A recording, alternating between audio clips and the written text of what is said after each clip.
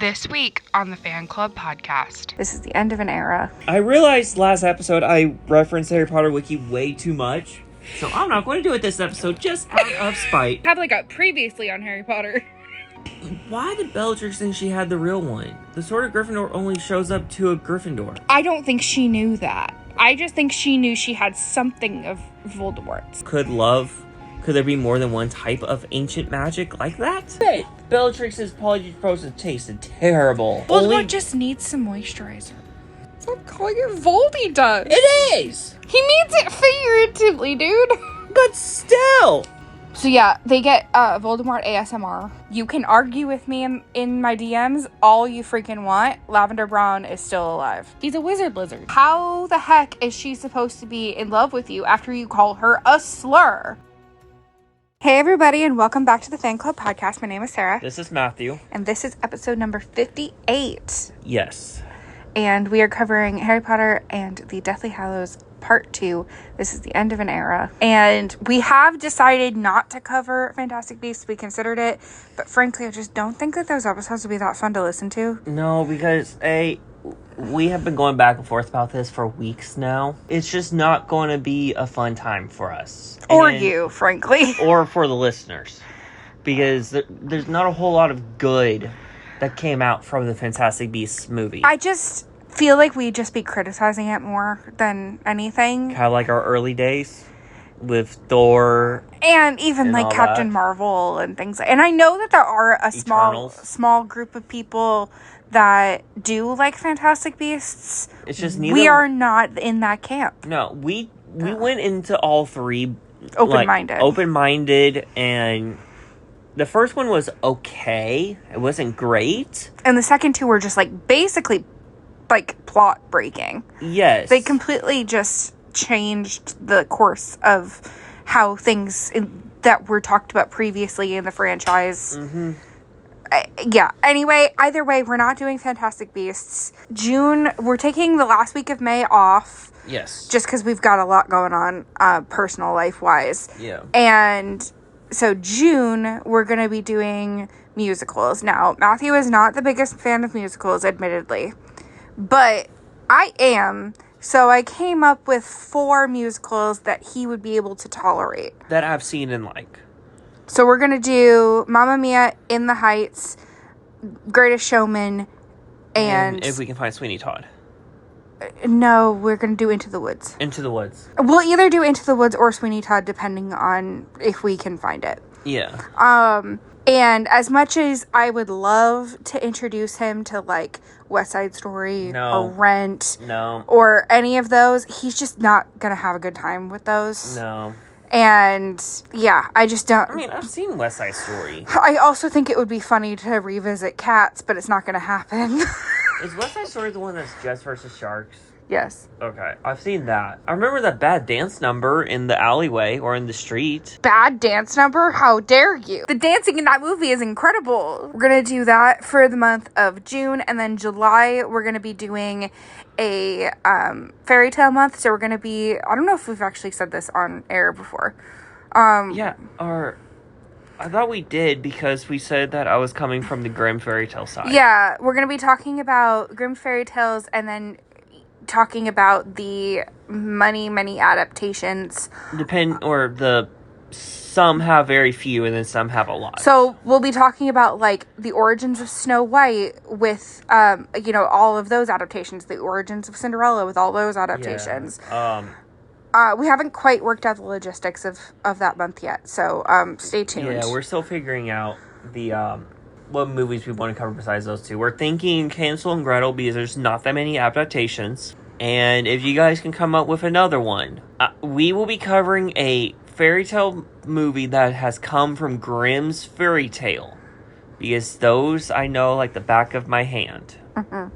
When I was younger, for those playing bingo, my little brother would want me to read Rumpelstiltskin to him. I modernized Rumpelstiltskin.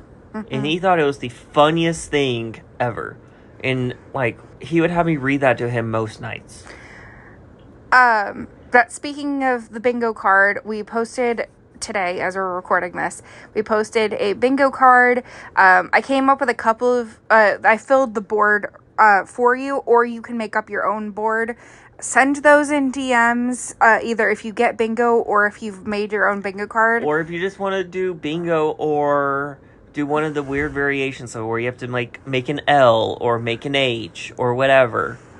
I think it's really funny because I notice when I'm editing these, I notice that we repeat ourselves or we say similar things or we have very distinct speech patterns or whatever. When you edit yourself, you start being acutely aware of these things. And so I just thought it would be kind of funny and a good way to like get to know you guys and have some silly fun and poke fun at ourselves a little bit. So, yeah, you don't have to do it, obviously, but we just wanted to have a little bit of fun. Yeah, just print it out and just on one. Or you can mark it up digitally if you want to like take a screenshot, and you can most phones have like a thing where you can, tablets, computers. You can like mark it digitally or put it into an app where you can like use like a virtual marker basically. So yeah. But yeah, then once you have it complete, to send us a DM of it, and then we will just comment on them every week. Yeah, we'll post like our favorites or whatever. If you can make a cool shape with all the dumbness stuff we say, do that. What's your favorite thing on the bingo board? Mine is either I make a niche reference nobody understands, because I do that a lot. You do that a lot. Or the fan theory one. No, Matthew mentions them. I don't mention the Matrix that often. You do mention the Matrix. I do not. And by the way, us talking about the bingo board does not count. No. This does not count as something on the bingo board. And if any of you talks about the bingo board, does not count. I realized last episode I referenced Harry Potter Wiki way too much. So I'm not going to do it this episode, just out of spite. By the time you guys listen to this, the giveaway will have closed, and we will be announcing it on the Instagram sometime either that day or that next day. And we will try to get out your package as soon as we possibly can. Yes. It really depends on when Spreadshirt decides to get the their stuff shipped to us. They're relatively quick though, so yeah, it just depends on once we contact you and just finalize everything. Yeah, it shouldn't take more than, I would say, like 2 weeks. I would say give it a month just to be on the safe side. Yeah, because we don't have anybody so far that's international. So yeah. Which, by the way, we have 4% of listeners in Germany. Nice. Guten Tag. To the 4 listeners. 4%. Check out Smith & Co. Spices. I'll be having more videos posted in the next couple weeks. I'll have my pickle recipe posted. And then I should by then have a couple more brisket videos up of different techniques. And probably another chicken episode up and running.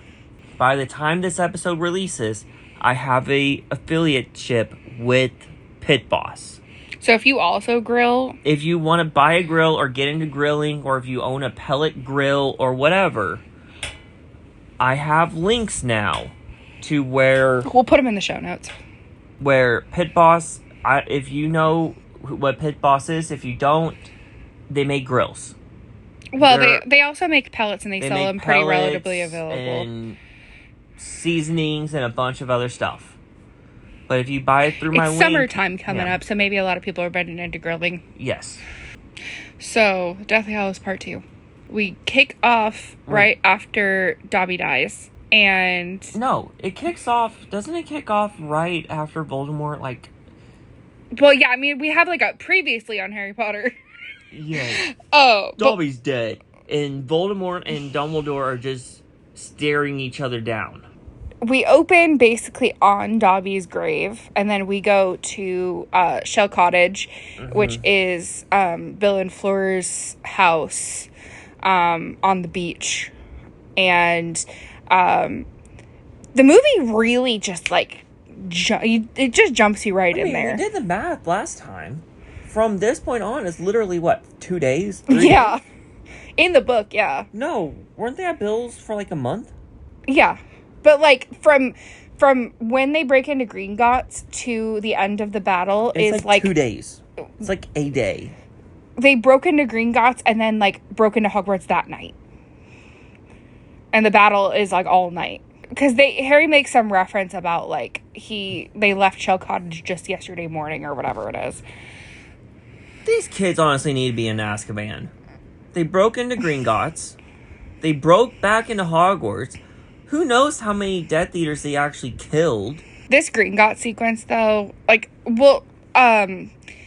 first, okay, they talk to Griphook, who is played by Warwick Davis, who also plays Flitwick. Mm-hmm. I always remember that throwing me off. But Griphook in the first movie is played by Vern Troyer, who was Mini-Me. Yes. R.I.P. Vern Troyer. Uh-huh. I liked him. He was funny. He didn't say anything, but he was funny. Warwick Davis, in every interview I've ever seen of him, is, like, what a genuine dude. Like, he seems so nice. Had a drastic, like, glow up from 1 to 2. Yeah, he used to because he used to have, like, this old white hair. He used to be, like, looked like a garden gnome. And then he, like... And then he got, like, a bowl cut. He de-aged, like, 130 years. I think it was Goblet of Fire that did that. I thought it was 1 to 2. I'm not entirely... Was there even a Charms class in 2? I don't think so. I don't think you see him again until 4. I like McGonagall. McGonagall in this one is my favorite.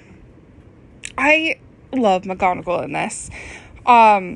So they interview Griphook about the sword and why Bellatrix seems to have thought that they broke into her vault. And they figure out that they've known that the sword is goblin made, so they knew to go to a goblin. And in the book there's a whole, like, because Bill worked with the goblins in Gringotts, like, that's his job. Yeah. So he tells them all about, you know, like, don't double cross a goblin, and, like, there's, like, a whole, like, explanation that we just don't get in the movie. So, why did Bellatrix think she had the real one? The Sword of Gryffindor only shows up to a Gryffindor. I don't think she knew that. I just think she knew she had something of Voldemort's. No, because she said, how did you get the sword out of my vault? It's in my vault. I don't think she thought I think, because what was in her vault was a fake sword. No, but what I'm saying is... I don't think Bellatrix knew that it was a fake sword. But what I'm saying is everyone knows that only a worthy Gryffindor can get it. I don't think everybody knows that. Isn't that, like, common knowledge? Which is why, like, Harry didn't get it at the beginning of 7 because he's not worthy? I don't think that was common knowledge. I think that is, like, purely, like, it's like an in-the-know kind of thing. I thought it was, like, the legend of the sword, that it only appears to I think it's just, like, a legend of Gryffindor. If you're not a Gryffindor, I don't think you would be privy to that kind of information. But Snape got it. Yeah, but Snape was also friends with Dumbledore. True, but yeah. Wasn't the sword, like, in a hidden compartment? Yeah, it was behind one of the portraits. Wasn't it behind Dumbledore's portrait? Yeah, but who knows? Like, that compartment could have been there for a while. Because I think... Yeah, you said in, like, the last episode or something it was behind the... It was, but that part... Because, like, Dumbledore's portrait hasn't always been there, obviously. No, I thought you said something along the lines of that the special compartment was put in there for the sword behind. I don't think I said that. I think I said that it was just the compartment was behind. They could have moved the compartment around. We just learn about the compartment now. True. I thought you and I talked about that off the air. Maybe, I don't know. But there's this really clunky line where they're outside on the stairs and Harry's like, he's like, we gotta break into Gringotts to get one of the Horcruxes, another piece of his soul. And I'm like, nobody is coming into this series on the last one, part 2. Yeah. Why do you need to define what a Horcrux is? Because Harry's not very bright and he probably forgot what a Horcrux was. I've always thought that line was so clunky. Did he know he was a Horcrux? No. I'm playing a lot of Hogwarts Legacy, and I don't remember if we've talked about this or not, but in Hogwarts Legacy, you deal with ancient magic. Mm-hmm. In the book, Dumbledore says an ancient magic protected you, Harry.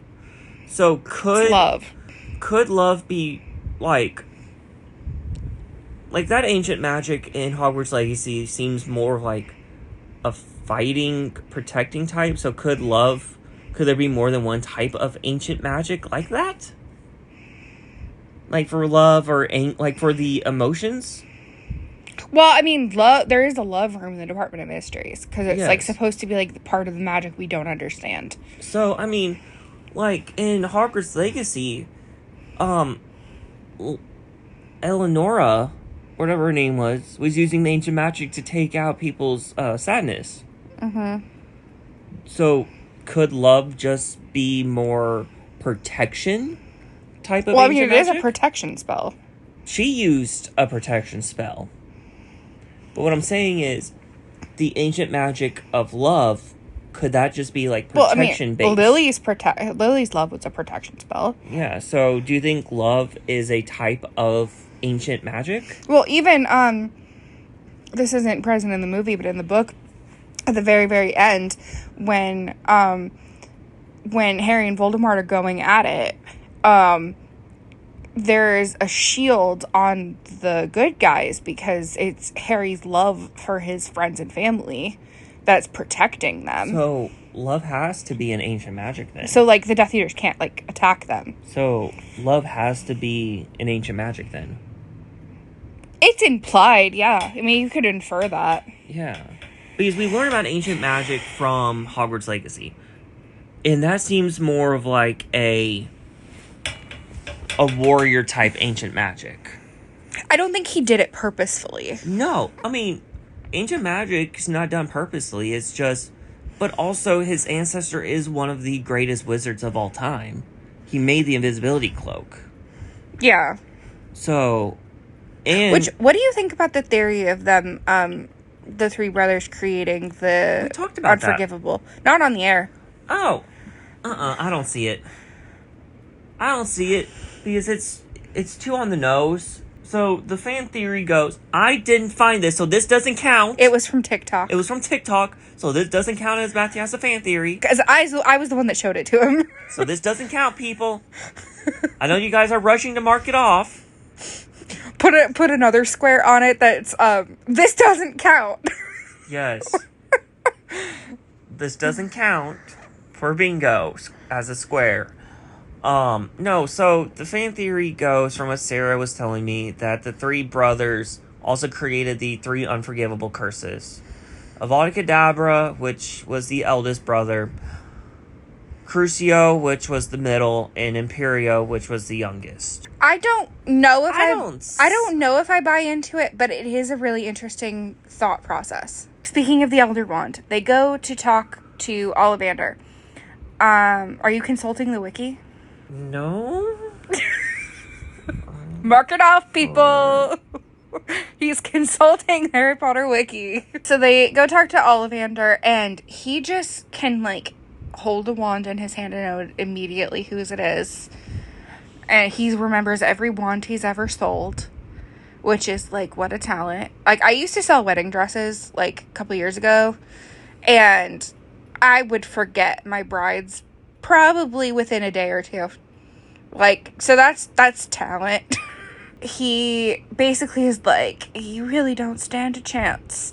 And it's really interesting to me that, like, Ollivander himself doesn't really buy into the Deathly Hallows are real theory. The incantation of Avada Kedavra causes a blinding intense green bolt of light to shoot from the end of the wand.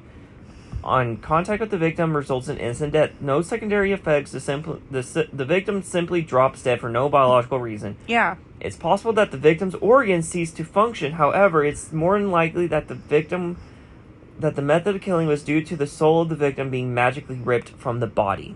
Okay. I didn't need to know that, but now all of you know that too. So, you're welcome. I mean, that makes sense how the Horcruxes are formed then. Because the Horcruxes need murders to form them.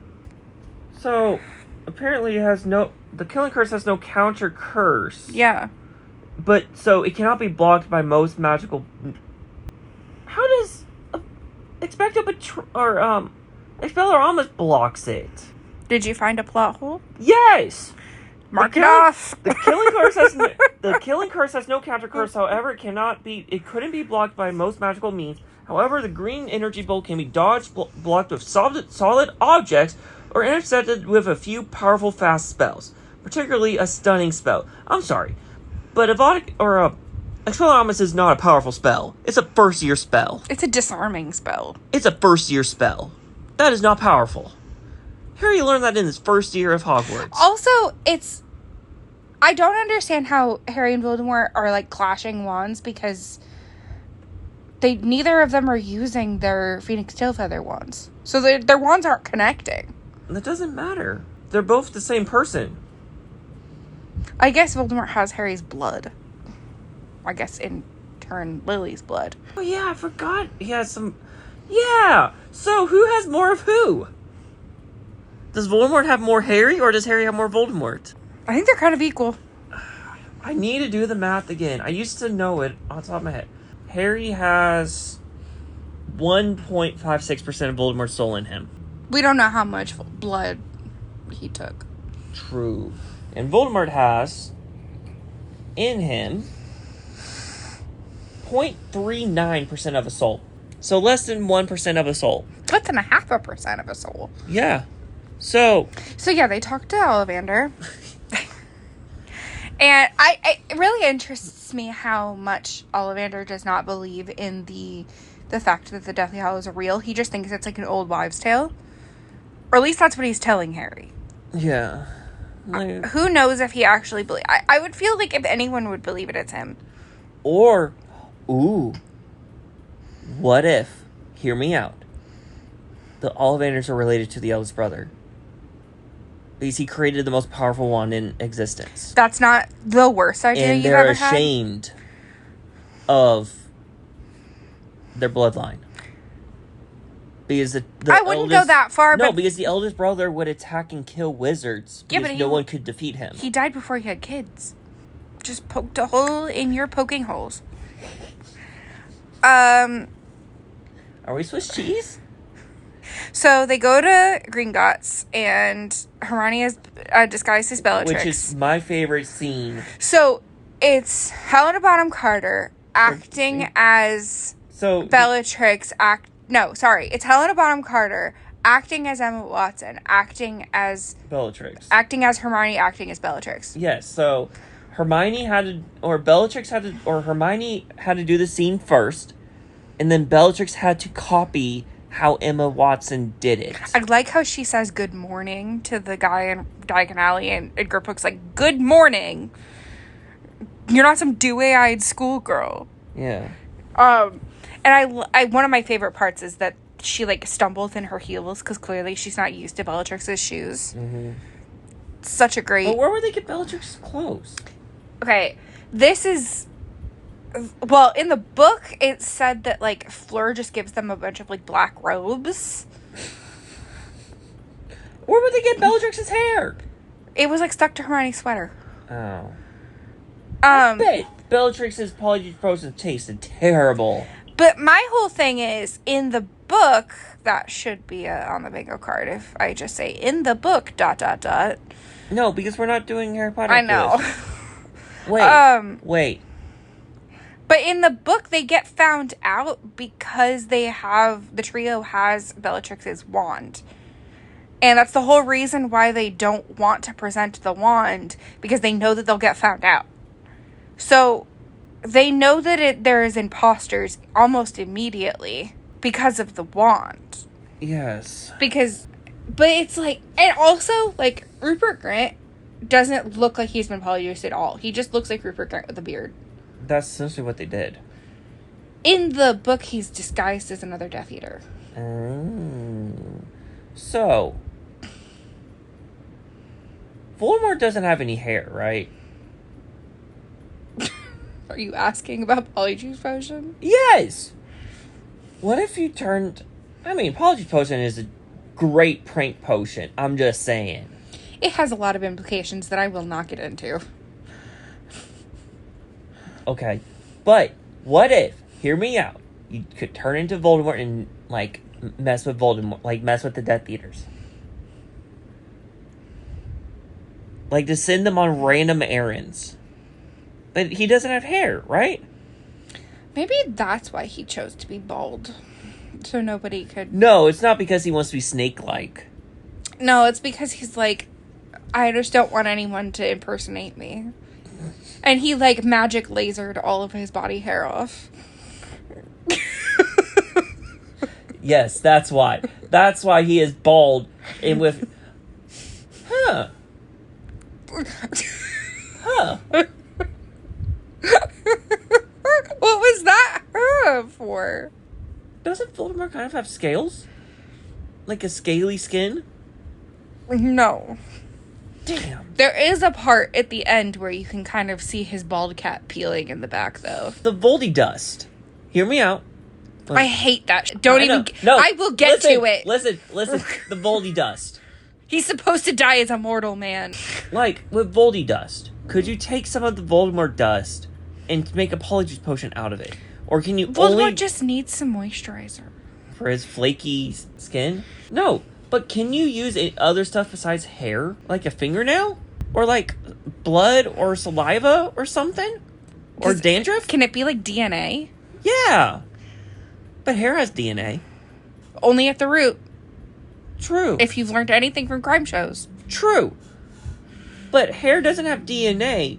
So, like, with Bellatrix's hair on Hermione, it was just some of her hair. It might have had the root attached. Oh, yeah, it does have to have the root, because when they pull Harry's hair out, he says, ow.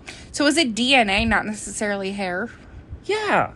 So could you use Voldy dust? Stop calling it Voldy dust. It is. It is. That drives me insane. No, but do you see my point?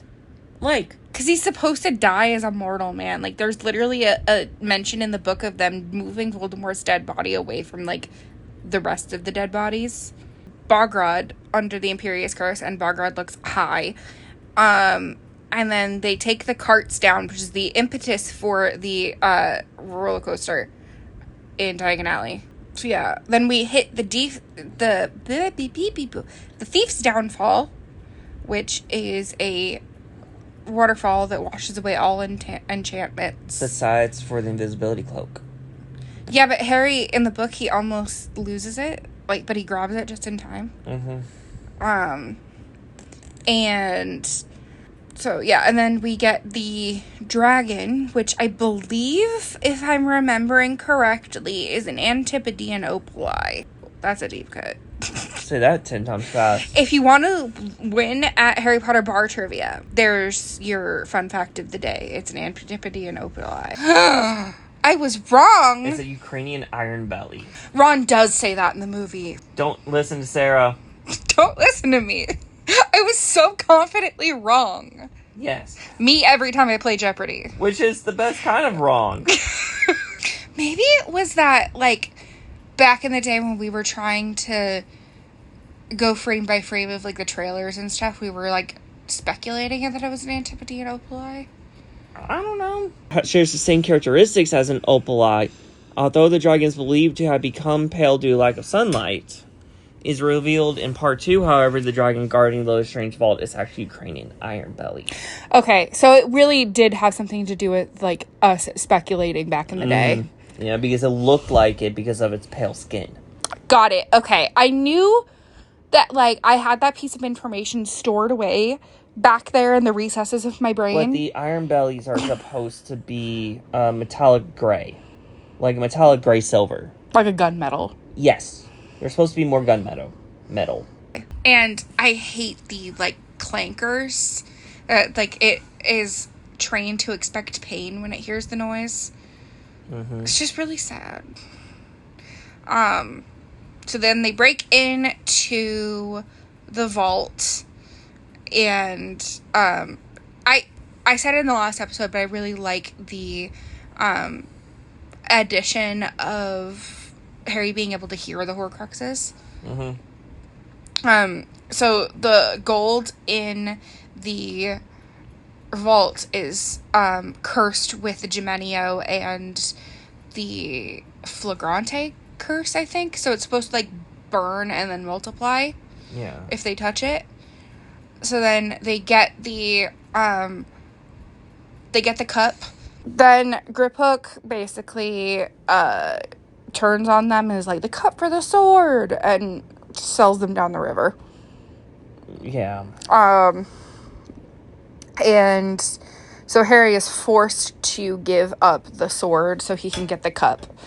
And they get out of the vault, and the wizard cops, or wizard, they're dressed like regular muggle cops, but they're wizards, so I'm just gonna refer to them as wizard cops. And they're fighting the dragon, and the I really like Ron's line. It's like, well, at least we still got Bogrod, and he gets like flambéed. Yes. Deals with ancient magic. In 81, Lily sacrificed herself to save Harry being murdered by Voldemort. The sacrificial protection put on Harry shielded him from harm, was a form of ancient magic, so yes. Both Dumbledore and Voldemort were aware of this ancient magic. Voldemort, however, was known to despise it. Indeed, Dumbledore was able to invoke a form of ancient magic, a bond of blood charm, to protect Harry as long as he was in the Dursleys' care. Yeah. We knew all of that. I don't like that. What part of it don't you like?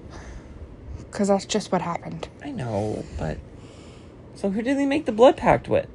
Which is, like, the reason why Dumbledore and Grindelwald couldn't attack each other. See, this is one of those fandom-breaking, like, plot-breaking things that Fantastic Beasts does. But they did say that they had that they couldn't attack each other. It's creating plot holes in the original series. That's my point. No, what I'm saying is blood pacts. Yes. No matter the fandom, always requires two people to make the blood pact. Kind of like the promising pact that Snape had with Narcissa. The Unbreakable Vow. The Unbreakable Vow. A blood pact is another unbreakable vow. So maybe, I don't know, maybe... He made it with Petunia? Or James. No, under the care of the Dursleys. So it was made after they were killed. Maybe that's kind of a little bit of what he meant by, like, the whole remember my last thing. Maybe. Because didn't she always want to feel magical? And yeah, she always wanted to go to Hogwarts because of Lily. So I'm guessing this sort of helped to give her some magical ability. I'm not sure if one can do the Unbreakable Vow with a Muggle, though. It's a blood pact. I'm not sure. Weigh in, friends. So they then escape on the dragon, and I love this, like, the dragon, like, I love the shot of, like, the goblins just, like, la-di-da-di-da, doing their work, and then the dragon, like, crashes through the floor. And then I love the shot of, like, the dragon, like, sitting on the top of the roof and, like, breathing in fresh air for the first time in its life. Yeah. And then taking off, and we get this, like, beautiful sweeping shot of, Diagon Alley and Muggle London, and I don't know, I think it's a really fun moment. And it's one of this whole sequence, this is one of the many reasons why Deathly Hallows is my favorite book in the series. Yeah. This and the Ministry infiltration, I just think are just, like, such fun scenes and such, like, page turners. Yes. They're so, like, perfectly paced and so wonderfully done, and I think that the movies did it almost exactly how I imagined it. And I love how they just give the dragon so much care in the film. Like, he really, they didn't have to spend the beats that they did on him, but they really gave him a moment to, like, spread his wings, for lack of a better word. Yeah. I don't know. I love that little touch. So then we flash to Voldemort walking through Malfoy Manor through a sea of dead bodies, basically. Mm-hmm. And why does this man never wear shoes? Who? Voldemort. He's just walking with bare feet in a bunch of blood. Yeah, true. Gross. Put on some shoes, my dude. And he's just, like, whispering to Nagini in Parseltongue, and there's subtitles on the screen for the first time in the entire series. First and only time. And somebody pointed out, and I've rewatched the scene multiple times, and I still can't see it, so I don't know what they're on, but somebody had mentioned that if you look really closely in the background of the scene, Bellatrix is sitting there, like, cowering and, like, rocking back and forth. Yeah. And it's, like, clear that obviously, he killed a bunch of people, but then he... Tortured her? Like, tortured her. And we learned that Griphook died, and the sword, like, disappears from his hand. So, presumably, it went back to the hat. Yeah. I guess it wasn't needed anymore. I really love this moment with Voldemort. I love that this movie gives Voldemort a really good, other than his actual death, but they give Voldemort a really good, like out. Yeah. I don't know. I think that this is such a good display of Voldemort as a character, and in the book he's described as having this very, like, high, cold, almost whisper to his voice. Who? Voldemort. Yes. And this scene, like, I think that Ralph Fiennes almost yells a lot of his lines. I love Ralph Fiennes, don't get me wrong, but, like, this scene perfectly encapsulates what book Voldemort is. Yeah. And I think it's absolutely perfection. And then, once they jump into the water, Harry has a vision of, like, Hogwarts, and he says Rowena Ravenclaw. He imagines the Grey Lady, which is Helena Ravenclaw, Rowena's daughter. Mm-hmm. So I don't know if that was, like, a word flub on Daniel Radcliffe's part, or if that was, like, a scripting error or what, but it's not that important, but, like, it still bugs me. I do love that shot of Hogwarts, though. I think that shot is really pretty. So we learn that we have to go to Hogwarts to solve the whole thing. So they operate to Hogwarts, they operate to Hogsmeade, and there is,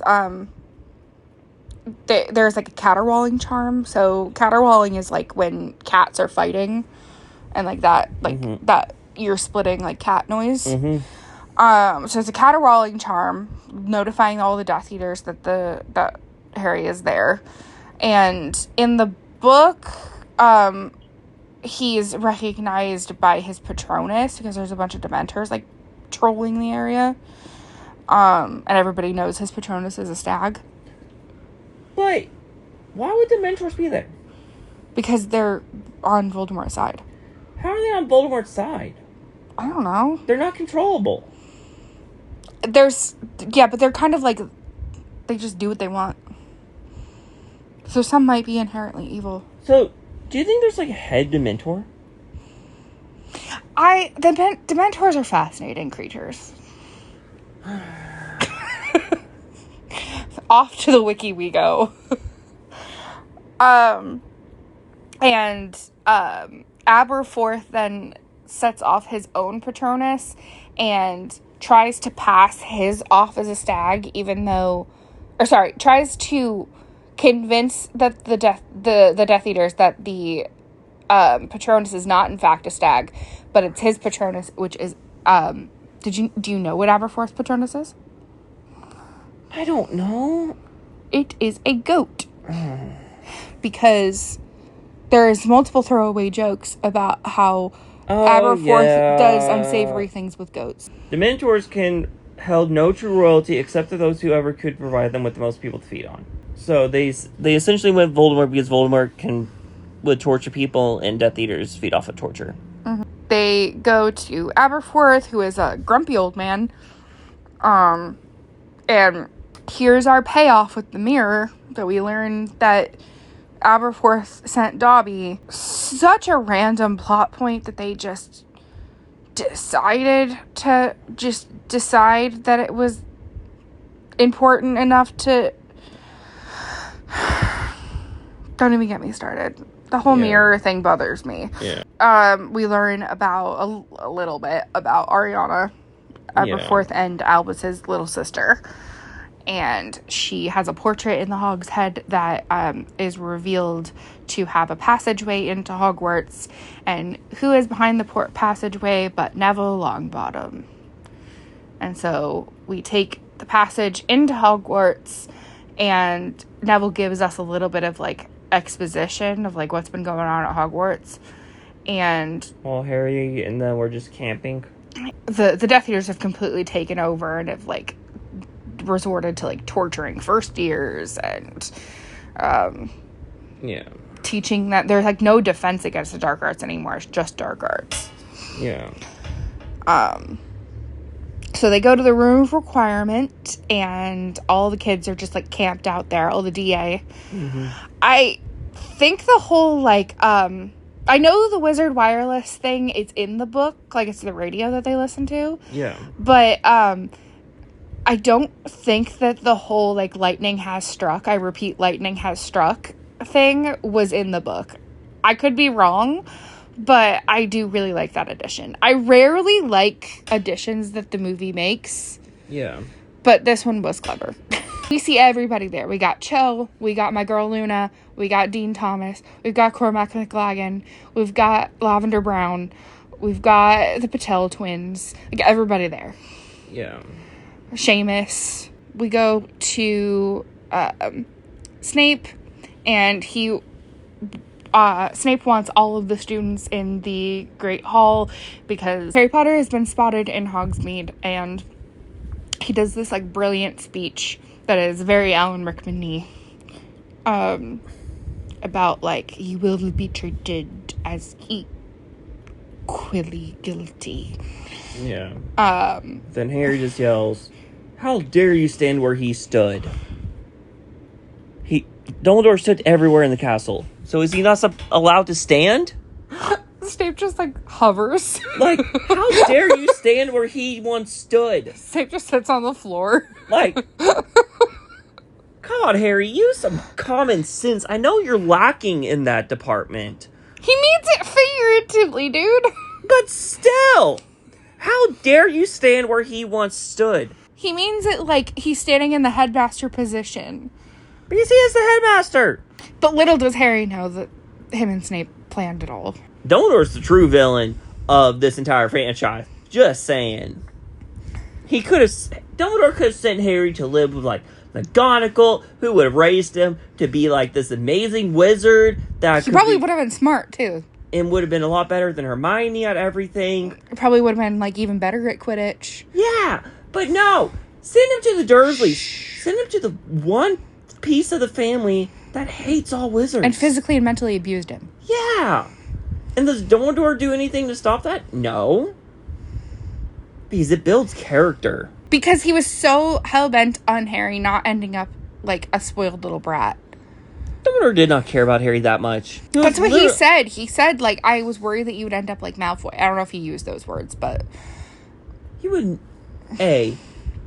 McGonagall would not let him have... That would not happen. He probably would have happened if he was raised by James. No, Lily would have... No. Lily would not let that happen. And then we get my favorite spell in this entire... No, it's the Snape-McGonagall battle first. Yeah. Where Snape does not shoot any spells back. He just deflects them. He actually deflects them onto the two Death Eaters behind him. To knock them out, yeah. Yeah. But, fun fact... Well, it's actually not that fun of a fact. But Maggie Smith was fighting breast cancer this entire movie. That's not a fun fact. That's a depressing fact. She's still kicking, isn't she?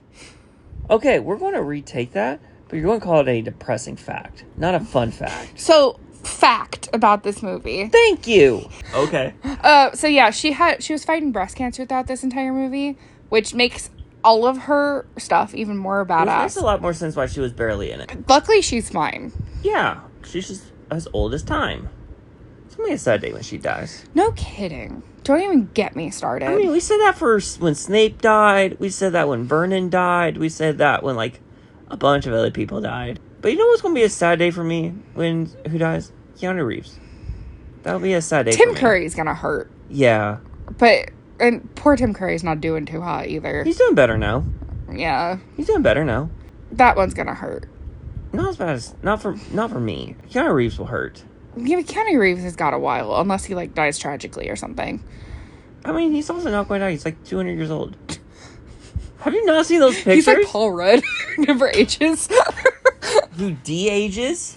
Jennifer Aniston's very much the same way, too. No, Jennifer Aniston's gotten older. She just has really good skin. Yeah. This really sweet interaction between McGonagall and Harry that, like, she's like, it's good to see you. And... then he explains the whole, like, mission. The DA protects Harry from Pansy Parkinson saying, like, someone grab him. Oh, everybody gets, like, the Voldemort message in their brain. So, yeah, they get Voldemort ASMR. As soon as I discovered what ASMR was, I'm like, so, okay, watch Harry Potter and the Deathly Hallows Part 2 with headphones and tell me you don't get ASMR from these Voldemort whisper scenes. If you don't know what ASMR is, I'm sorry, I'm not going to explain it to you. If you don't know what it is, just Google it.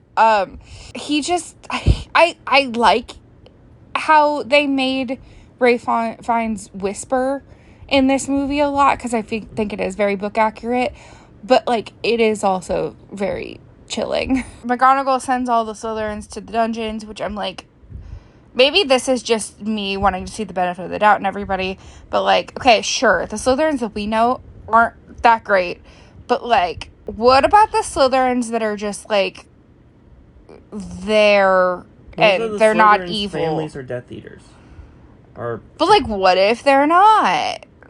Well... You're a Slytherin and you're not evil. But that also protects them. Why are we sending literal children to the dungeons? I get the children of Death Eaters. That I understand. But I'm confused why we're painting everybody with the same brush. So they don't single people. I don't know. I do like in the book they specifically send the underage students home. And, like, somebody like Colin Creevey sneaks back in and then dies. Because Colin Creevey was useless. How dare you? He was. In the movie, he was replaced by Nigel. Who? The kid who, like, tags along with Ron and, like, is in the DA, the little kid. So, there's this scene between McGonagall and Molly and Flitwick where McGonagall does the Pier Totem Locomotor, which is my favorite spell, and I've always wanted to use that spell. And Molly just looks at her like, what? I love the exchange that she has with Seamus, where she's like, you have a particular proclivity for pyrotechnics. Yeah. And I love Neville and Cho in the background just, like, smiling. It's so sweet. Like, they're like, yeah. What are we going to blow up now? Then we go to the Chamber of Secrets, which we never see this in the book. We just, like, hear about it after the fact, which is, again, one of those things I'm glad they added for the movie, because it's a lot more visual. Yeah. And we just get the giant basilisk head skull laying on the ground. They really had to go in frame by frame to figure out exactly which position and where the snake landed for this. Oh, yeah. Because that set was destroyed when they did... it was made into the Ministry of Magic set. Yeah. And so they had to rebuild the Chamber of Secrets set just for continuity, like where the snake landed.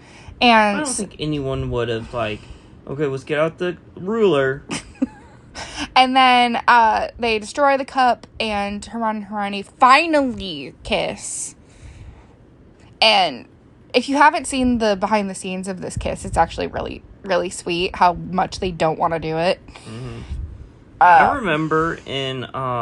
remember reading something where the director had to kick Ron out when they were filming the Harry and Hermione kiss. The locket thing. Yeah. They had to kick Ron out of the studio for that day because he kept laughing. Yeah. And messing up the takes. So they had to kick him out while they were filming the half naked kiss scene. Yeah. I do like that we got to see inside the Chamber of Secrets and the destruction of the cup. However, I think I like the Ron Hermione kiss in the book better because Ron says something about, like, oh, what about the house elves? And because throughout the whole series, Ron's just been kind of like throwing off Hermione about, like, the house elf thing, and he finally is, like, showing some kind of care about them, and that's the impetus to, like, her kissing him. Yeah. And because he actually cares about something she cares about. And so I kind of get why they changed it, because they didn't keep the spew stuff in, so, like, I get it. But Harry goes looking for the diadem, and he decides that he's going to go to Ravenclaw Tower. Harry runs up those big spiral stairs, and Luna, my angel, is running up the stairs behind him and is like, Harry Potter, you listen to me right now! Which is the first time we ever hear her raise her voice. And she's like, you need to go to someone who's dead. And so he goes to see Helena Ravenclaw, the ghost of Ravenclaw Tower. Yes. And I don't like how, like, cryptic she is in the scene. I kind of wish they kept in the book. There's this whole storyline about how she went to Albania to, like, so she was jealous of her mom's brains, and so she stole the headdress or the diadem to, like, make herself smarter. And so she went to go hide the diadem in Albania, and the Bloody Baron, who is the ghost of Slytherin, obviously when they're still alive, he, like, is in love with her and, like, kills her for some reason. Yeah. And so they both die, and the diadem is hidden inside a tree in Albania, which is where Voldemort finds it. Yeah. And I kind of wish this story was in there. Instead, Ravenclaw is really, really cryptic. So she's like, it's where everything is hidden. If you know, you need only ask. And if you ask, you... something like that. Whatever. Then they go to the room requirement, and they're confronted by Malfoy. And this is, we have Goyle and Blaise Zabini, because Crabbe was in jail. Yes. And then Goyle just, like, tries to kill Hermione with the Avada Kedavra, and then sets the whole place on fire. And so we get all the fiend fire, which is, like, magic unbeatable fire. Mm-hmm. It's not that clear in the book, to be honest, in the movie, to be honest with you. I thought one of them casted fiend fire to try to kill them. No, Goyle did, but it's not that clear that it's fiend fire. Like, it looks like it's just regular fire, but in the book, it's like it's not. You can't put it out with water or like aquamenti. Yeah. And they save Blaise, or is it they save Malfoy, and one of his cronies, the other one Blaise dies. I think Blaise should have died in a blaze of fire. I think that would have been clever. But Crabbe is supposed to die. But, you know, he was in jail. Yeah. But he's now available on Cameo and has face tattoos. Fun fact. That's a fun fact. Not saying fun fact. Hey, Maggie Smith had breast cancer while filming this movie. Fun fact. You can book Jamie Whalen's cameo for $50. Hey, it would still be better than the cameos of what's D-rated actors do for those for the iPhone games. Still better than that. Just love how they have the gall to crop out the cameo logo. Voldemort and Snape meet in the boathouse. Isn't there a scene between Voldemort and Lucius too? You're asking the wrong dude. I'm pretty sure there is. You're reading the synopsis. The synopsis is not very thorough. You're not very thorough. But Lucius looks like garbage. He looks awful. I mean, he's been emasculated. He's had his house taken from him. He's had... My dude's looking rough. Voldemort tells Snape that the Elder Wand is not truly his because he's not the master of it. Because Snape killed Dumbledore. And so, therefore, Voldemort has to kill Snape. Yeah. Which tells you how much Voldemort understands about any of this. And so he, slits his throat and then has Nagini attack him. Which is such a way to go out, man. Mm-hmm. I think he was alive when he gave that memory.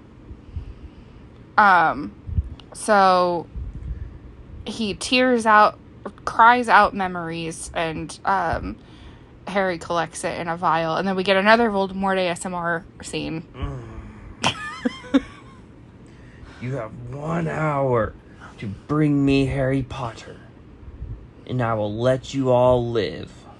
Oh, I should also mention there's this shot of them running through the battle to get to the boathouse, and we get, in order, we get a which, fun fact, he's swinging a Quidditch club, or a Quidditch hoop, and then in order we get a bunch of spiders and we get a bunch of Dementors in order, because we get, in the first movie they fight in the second movie they fight spiders, and then the third movie they fight Dementors.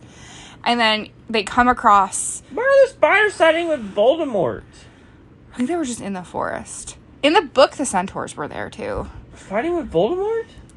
I think they were just there. What the hell? They were probably just there for the ride, honestly. What the hell? And then they come across Fenrir Greyback feeding on Lavender Brown, which I will die on this hill.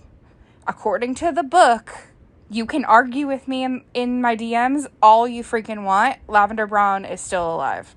No, she's not. You can argue with me all you want.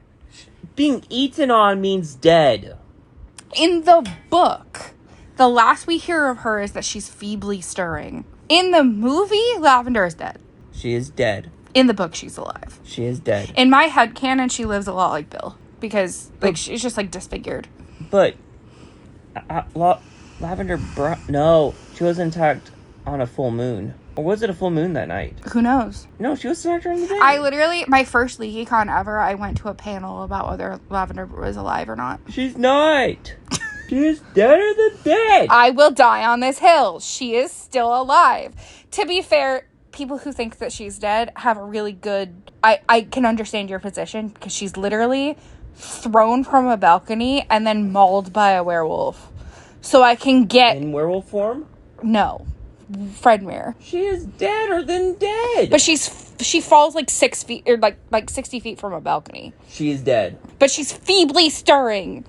That doesn't matter. She can still have some brain activity, but be in a coma. Sound off in my DMs. Fight me. I agree with everyone that says she's dead. I do not agree with this one. Kind of like how you all agreed with Sarah when I was talking about Neville. You better agree with me this time, people. Because I let you guys slide, giving me grief for all my Neville hate. Your Neville slander. We go back to the castle. Voldemort basically tells them that, they have, to dispose of your dead with dignity, you have 1 hour to give me Harry Potter in the forest. Yeah. They go back to the castle and they find out that Tonks and Lupin and Fred are dead. Everybody cry. Yeah. I do wish that we got Fred's actual death. People want to say that his death was on screen because there's a quick clip of one of the Weasley twins fighting a Death Eater, but, he's just being disarmed. I don't know which one. Yeah, it's presumably Fred because he still has both ears. Mm. But there's a big flash of light like, or big flash of green light. So people assume that that's Fred's death scene. I'm not buying it. But, I mean, if you see... Because in the book, he dies because a wall caves in on him. But, like, he had, like, just reconnected with Percy. Percy sucked. Percy does suck, but... Percy sucks. I would not let him back. Okay, if I had a sibling like Percy, I would not let them back in my life. I'd be like, yeah, no, you're cut off. No, Percy sucks. Yeah. You chose the Ministry of Magic over your own family. You chose your job over your family. And in the book, I think it's implied that Tonks and Lupin are both killed by Dolohov, who is, like, one of, like, the big Death Eaters that's, like, in the whole thing. I thought Lupin died up top in the clock tower. In the movie. Yeah.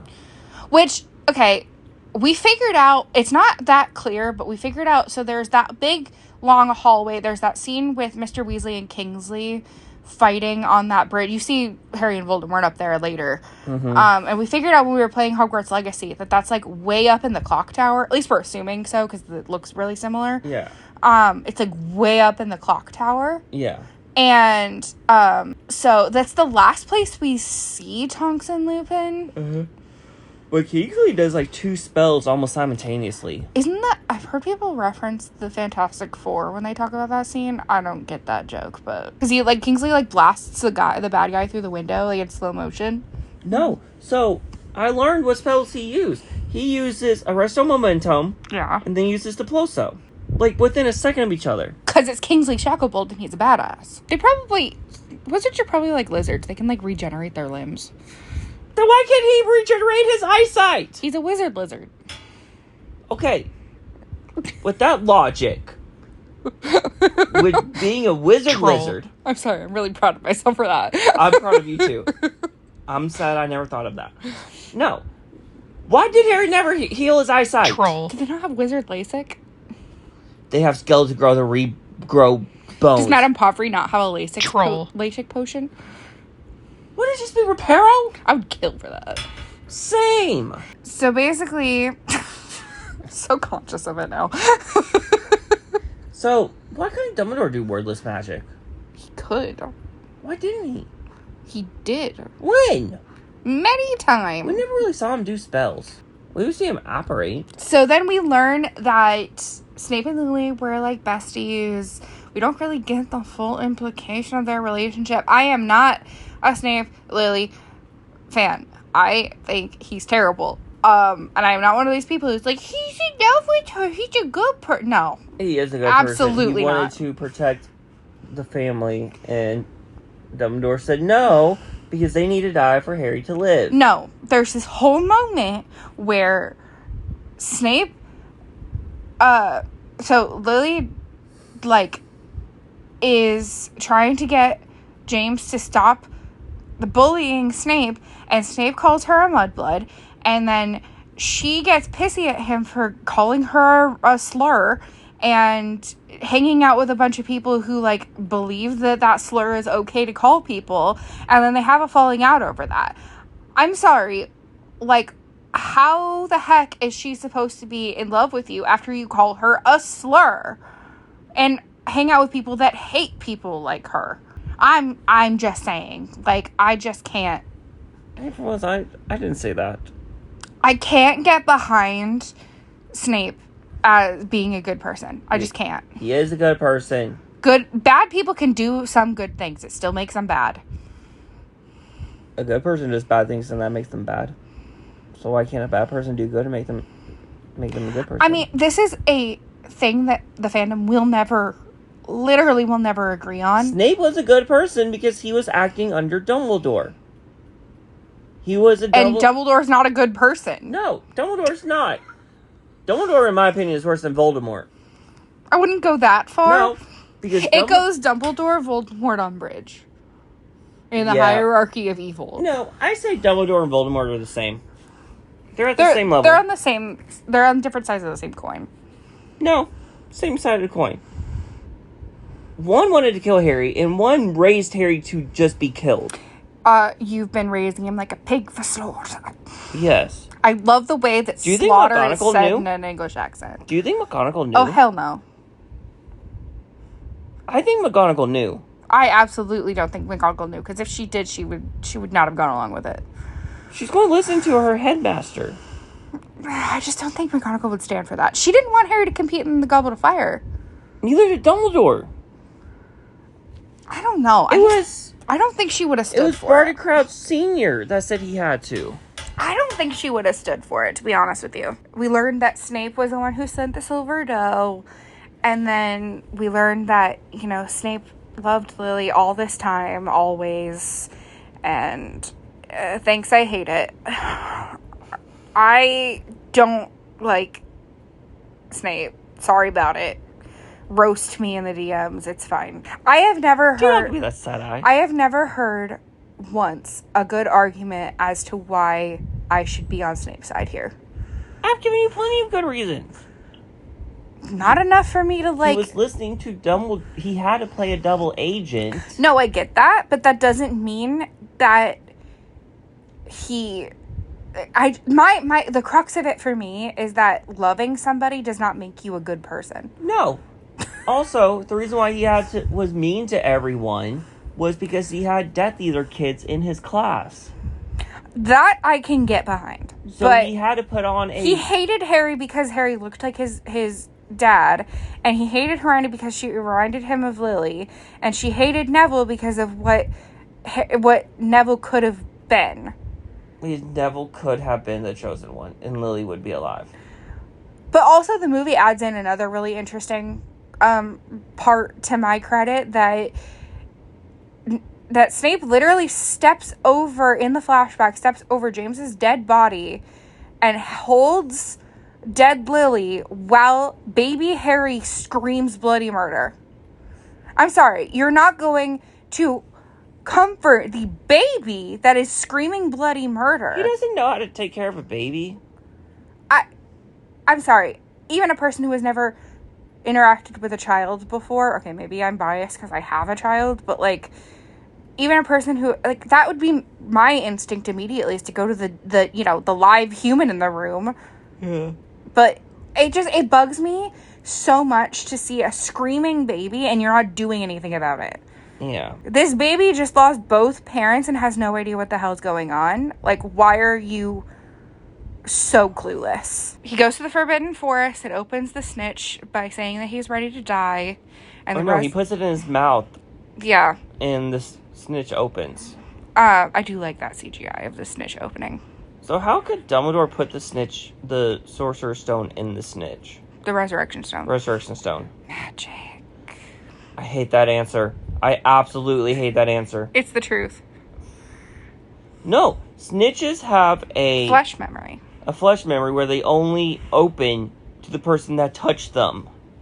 So it would not have opened for Dumbledore no matter what. Maybe Harry's touch unlocked a latch or something. But how would it... So, Dumbledore had the stone this entire time, and because he had the ring. No, what I'm saying is, he got the ring in 6. He probably got the snitch back, and then held on to it until he got the stone.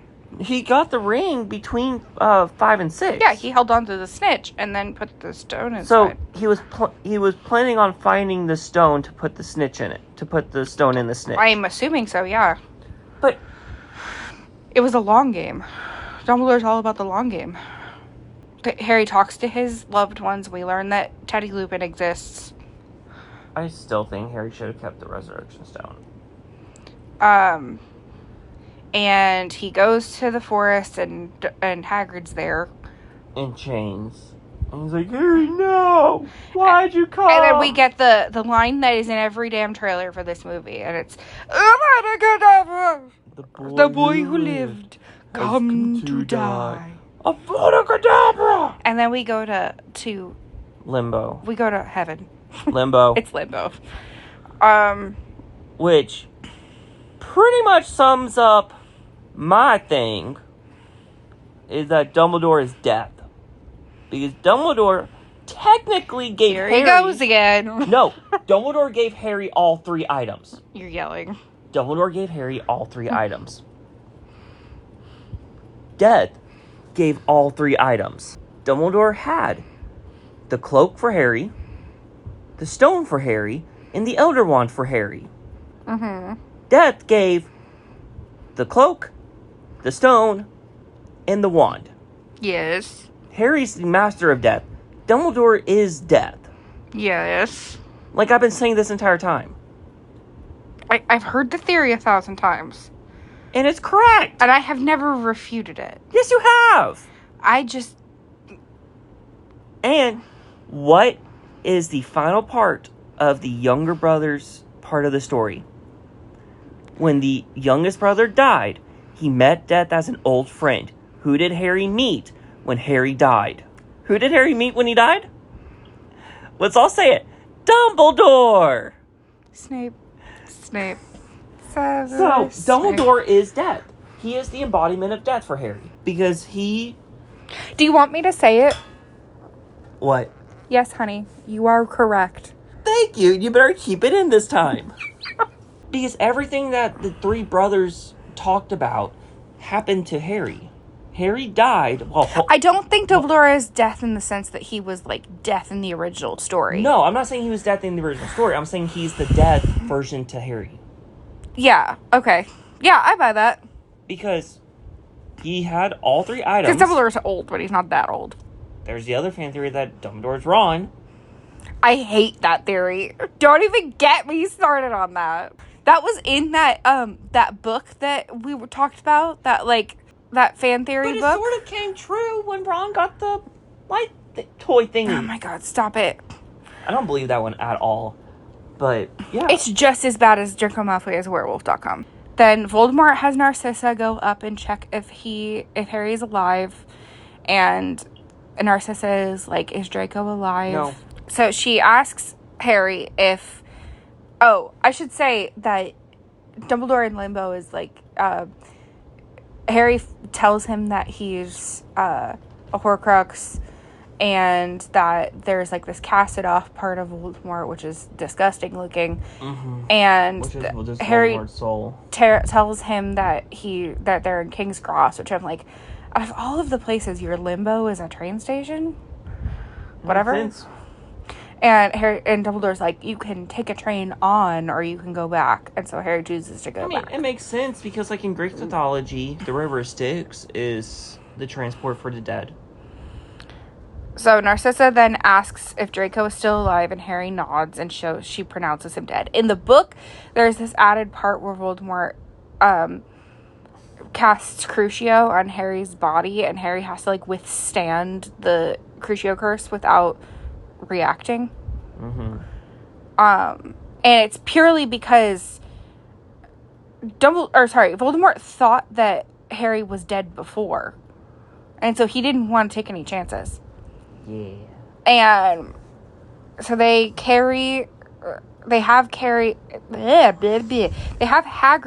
carry him in on the bridge that didn't exist before this movie. So, I have a question. So, Voldemort went by himself to kill the Potters, right? Yeah. That was his first mistake. He could have taken someone else with him. And if the fan planned... He didn't trust anybody. He could have taken Bellatrix. He didn't trust anybody. He could have taken Snape. He didn't trust anybody. He trusted Snape. Not really. To work at Hogwarts, to be his agent at Hogwarts. Snape was his second hand. So was Malfoy. Malfoy was his right hand and Snape was his left. So, I mean, that was his first mistake. Because he didn't have to tell them about the prophecy. He could have said, hey, we're killing this family. And we're killing everyone, including the kid. And so if it backfired, someone could have just killed the kid. I will say, this scene with Voldemort talking to the crowd, while it is one of my favorite Voldemort moments in the movies, it's not very book accurate, but I do love it. Nothing from this point on is book accurate. Not really. But like, I don't think book Voldemort would like speak into a crowd like this, because he's kind of soft-spoken almost. I think he would. Like he's doing like a villain monologue basically. Yeah, at least he waited until the end of the year again. And he's basically trying to recruit. We get the awkward Draco hug, which wasn't Tom Felton didn't know it was happening. Yeah. And I love the Neville steps up and he's basically saying, like, Harry's heart beats for us all. And we might have lost a bunch of people tonight, but, you know, Harry's still with us. And that's when Harry, like, drops. And falls on his face. That had to hurt, but he probably didn't care. Yeah, at least he still has more of a nose. I love the look on Voldemort's face, though. He's basically shocked Pikachu. Like, I'm killing all the Malfoys. And this is when the Malfoys run away. Editing Sarah here. So someone pointed out, shout out to Shoot the Flick, Frankie and Scott. They sent me a message that I didn't get before we recorded this episode, so I'm just gonna edit in here. There was some deleted footage that had Draco toss Harry the wand, but apparently the shot didn't make the final cut. Yeah, so Malfoy does end up coming around. I think it's payback for Harry having saved his life in the battle twice. So there's this whole battle, and I don't love this, like, interaction between Harry and Voldemort, because, like, it's all over the castle, and they, like, blend faces, and then, like, they're apparating together. He's like, what's in this where it started? Together! And just jump off the bridge. But there's also that moment where, like, they're merging into one. No, there's also that moment where, like, Voldemort is, like, I don't know why I'm about to make a Doc Ock reference. He's basically, like, Doc Ock, like, tying him up in his robes. He's, like, up on that bridge that Kingsley and Mr. Weasley were on. And he's, like, tying him up in, like, the tentacles. Yes. Which is very weird. I mean, which fight scene is worse? That? Or the Dumbledore versus Grindelwald in Fantastic Beasts 3? I have no memory of that movie. Other than the cute little chillin'. No, it was the fight when it was, like, the white background. When it was, like, the cut and paste. I really, like, blocked most of that movie out. I hope you know that. Meanwhile, Hermione and Ron and Neville go try to kill Nagini, and they... Nagini, like, Ron tries to stab it and misses. They get chased down the stairs, which I would definitely trip down. You would trip going up. Don't even say you would probably. You would! You tripped going up our stairs. We have very steep stairs, though. So then Neville comes in clutch and decapitates Nagini. Or sees something shimmery in the Sorting Hat. Yeah. And he goes and grabs it and does this cool, like, hero swing as one swing. Which, fun fact, Neville's sweater in this scene is very similar to the sweater that Mr. Longbottom was wearing in the original Order of the Phoenix picture. Doesn't Neville become the herbology teacher? Yes. But I think it's really sweet that he pays homage to his dad. In my headcanon, it's like his dad's actual sweater. I think it's sweet. And then Voldemort and Harry have their, like, final battle, and where Harry uses the most useless spell in existence. In the book, it's supposed to be in the Great Hall surrounded by all the people. And not on a fake bridge that was added. It was in the courtyard. That didn't exist. Yeah. And then Voldemort disintegrates into confetti. And we get Voldy Dust. He's supposed to die as a mortal man. He didn't have enough soul to die as a mortal man. It drives me crazy. You drive me crazy, but I still deal with you. He's supposed to, like, die very unceremoniously. Because that was his literal boggart was his own dead body. Dark. Yeah. So then we get this shot, or this scene where Harry and Hermione and Ron are, like, on that bridge. And, Harry, you almost died. Why are you climbing on rocks above a cliff? He just breaks the Elder Wand and throws it. He explains the whole Master of Death thing. And then, the movie ends, and we get the epilogue. All I really have to say is, why did they do them so dirty with the makeup department? Because Daniel Radcliffe literally looks like Bob Saget in this scene. Said it before, I'll say it again. None of them look good. Emma Watson looks virtually the same. Mm-hmm. Rupert Grint got a beer belly. Yeah. They all look too old. I'll put it that way. I mean, it was all supposed to be 20 years. 19. 19. It's supposed to be 2017. They're all supposed to be, like, I think early 40s. Yeah. So essentially, Harry's scar has not hurt him ever since. And his scar is what? The last line gone? of the book is, the scar has not pained Harry for 19 years. All is well. The scar is essentially gone away. Except for when we get Cursed Child, when his scar hurts for the first time. Is Cursed Child canon? Unfortunately.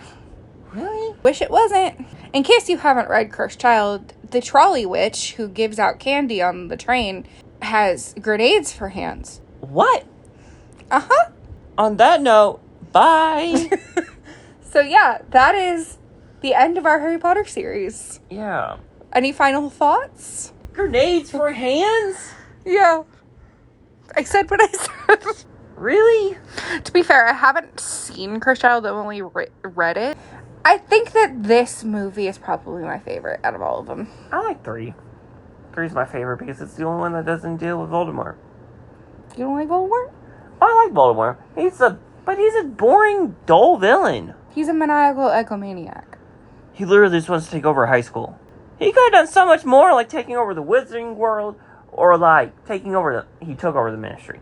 But he could have, like, taken over so much more if he just left Harry Potter alone. Because as long as Harry's alive... He couldn't kill a child multiple times.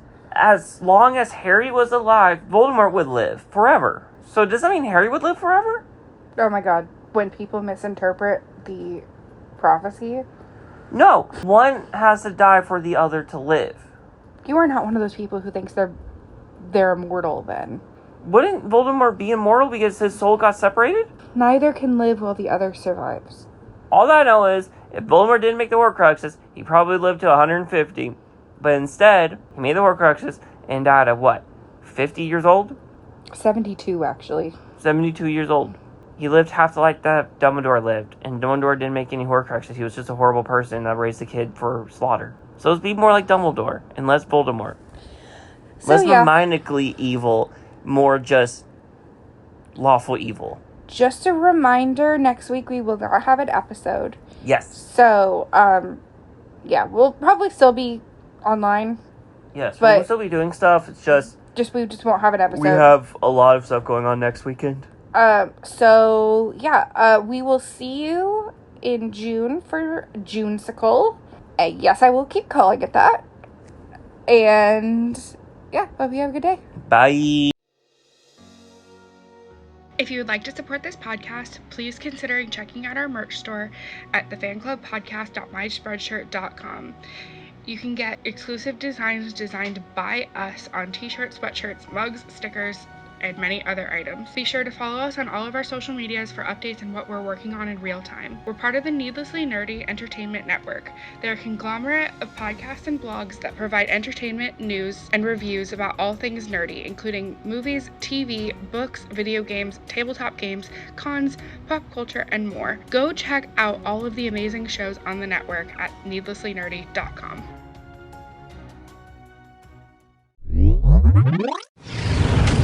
Needlessly Nerdy, your source for all things nerdy. www.needlesslynerdy.com.